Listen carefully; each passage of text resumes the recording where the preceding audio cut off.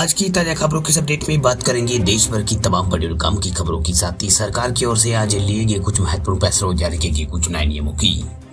इसके अलावा online payment करने वाले लोगों के लिए एक जरूरी और महत्वपूर्ण खबर निकल के सामने बताएंगे आपको आगे इस अपडेट में। इसके अलावा फेक कॉल पर सरकार का एक्शन, मिलेगा फर्जी और फेक कॉल से छुटकारा, आ रही है डीएनडी ऐप सर्विस। क्या है ये पूरी बड़ी खबर बताएंगे आपको आगे इस अपडेट में। इसके अलावा केंद्रीय कर्मचारियों के लिए ये अच्छी खबर, फिटमेंट फैक्टर में एक छोटे से बदलाव से ग्रेड पे में आएगा 49,000 का जोरदार उछाल। क्या है ये पूरी बड़ी खबर बताएंगे आपको आगे इस अपडेट में।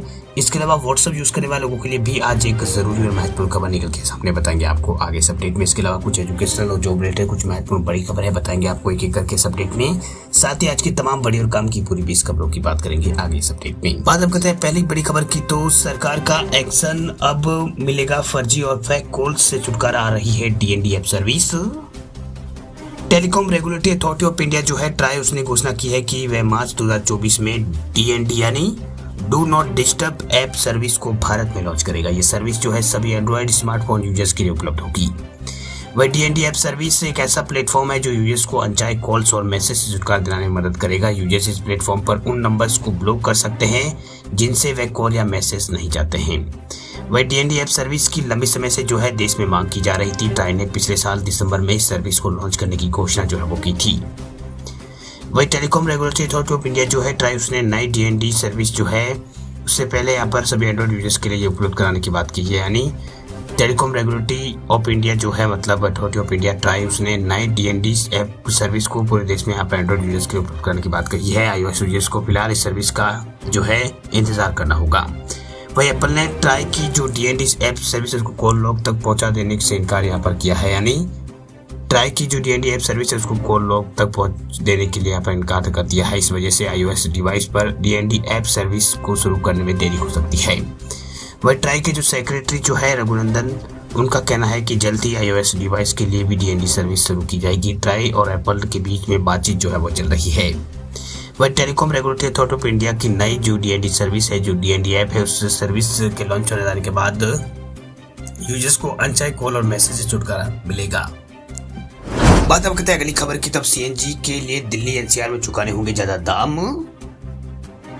सीएनजी से वाहन चलाने वालों को अब जो है महंगा जो है वो यहाँ पर सीएनजी मिलने वाला। दरअसल गुरुवार को दिल्ली एनसीआर और आसपास के इलाकों में सीएनजी कीमतों में बढ़ोतरी कर दी गई है। सीएनजी के दाम 1 रुपए प्रति किलोग्राम बढ़ा दिए गए हैं। वही हरियाणा के रेवाड़ी में भी कीमत में 1 रुपए की बढ़ोतरी यहाँ पर 1 रुपए जो कम यहाँ पर कर दी गई है। एनसीआर में सीएनजी के दामों में बदलाव के संबंध में जो है आईजीएल जो है इंद्रप्रस्थ गैस लिमिटेड, उसने गुरुवार को नोटिफिकेशन जारी कर दिया है। नोटिफिकेशन के अनुसार बढ़ी हुई कीमतें जो है गुरुवार से ही लागू यहाँ पर कर दी गई है। वह इस बढ़ोतरी के बाद दिल्ली में सीएनजी की नई कीमत जो है 75 रुपए और 59 पैसे प्रति किलोग्राम हो गई है। नोएडा में 1 किलोग्राम सीएनजी के लिए अब ग्राहकों को 81 रुपए 20 पैसे चुकाने होंगे। इसी तरह ग्रेटर नोएडा, गाजियाबाद, हापुड़ में भी 80 रुपए और 20 पैसा प्रति किलोग्राम जो है वो कीमत जो है हो गई है। बात अब करते हैं अगली खबर की, तो केंद्रीय कर्मचारियों के लिए यह है अच्छी खबर, फिटमेंट फैक्टर में एक छोटे से बदलाव से ग्रेड पे में आएगा जोरदार उछाल। केंद्रीय कर्मचारी और पेंशनरों के लिए खुशखबरी है। दरअसल अगले साल से उनकी सैलरी जो बड़े बदलाव देखने को मिल सकते हैं। दरअसल नए साल से नए सिरे से महंगाई भत्ता बढ़ेगा। वही सरकार अगले वेतन आयोग पर भी यहाँ पर कोई अपडेट दे सकती है, लेकिन सबसे अच्छी खबर यह है फिटमेंट फैक्टर को लेकर मिल सकती है। पहले यहाँ पर बात महंगाई भत्ते की करते हैं, तो जो AICPI जो इंडेक्स है उसके ऊपर अब तक आंकड़े जो आए हैं वो उस ओर इशारा कर रहे हैं कि अगली बार भी 4 से 5% तेजी इसमें देखने को मिल सकती है। इससे हाई सैलरी ब्रैकेट वाले जो कर्मचारी हैं उनको 20,000 रुपये से ज्यादा का इजाफा होगा।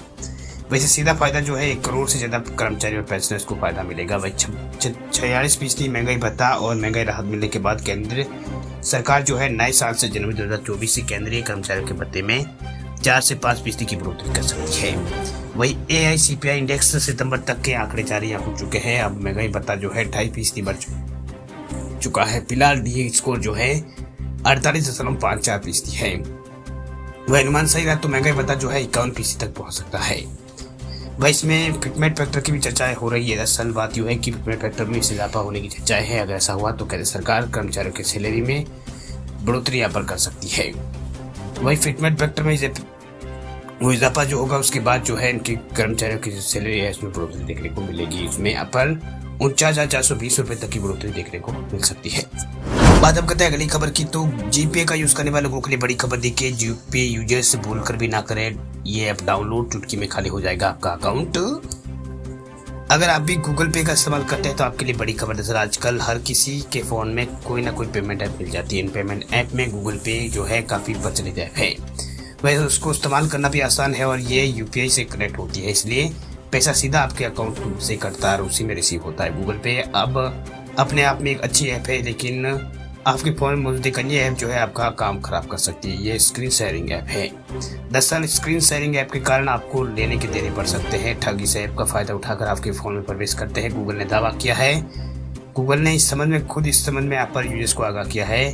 गूगल ने कहा है कि जो लोग उनकी ऐप का इस्तेमाल करते हैं उन्हें third party screen sharing app को डाउनलोड करने या फिर इस्तेमाल करने से बचना चाहिए। वही अगर गूगल पे ऐप का इस्तेमाल आप करने चाह रहे हैं तो आपके फ़ोन में कोई यहाँ पर स्क्रीन शेयरिंग ऐप मौजूद है तो पहले ये सुनिश्चित कर लें कि वे ऐप चल ना रही हो। वही गूगल ने कहा कि अगर जरूरी ना हो तो ऐप्स को अपने फ़ोन से तुरंत हटा लें। वही स्क्रीन शेयरिंग ऐप के जरिए कोई भी ठग जो है आपके फ़ोन में जो आपका फ़ोन का कंट्रोल है वो अपने हाथ में ले लेता है। इसके बाद फ़ोन में आने वाले किसी भी ट्रांजेक्शन पर उसकी नज़र रहती है।